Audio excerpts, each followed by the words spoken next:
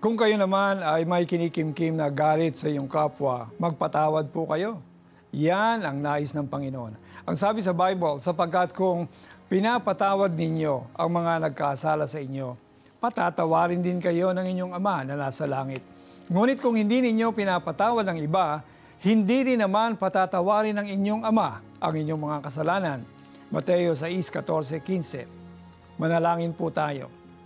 Panginoon, maraming po salamat, Lord God, sapagkat tunay nga na humingi kami ng tawad sa lahat ng aming mga kasalanan at handa rin po kaming magpatawad at pinapatawad namin ang lahat ng mga nagkakasala sa amin.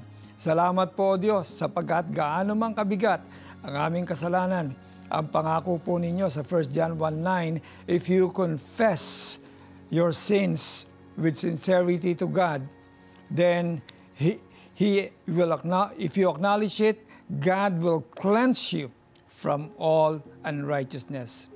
Salamat po, Panginoon. Salamat po sa pagpapatawad sa amin. Salamat sa paglilinis sa aming kasalanan sapagkat ito'y binayaran mo na sa iyong kamatayan sa krus ng Kalbaryo. Amen.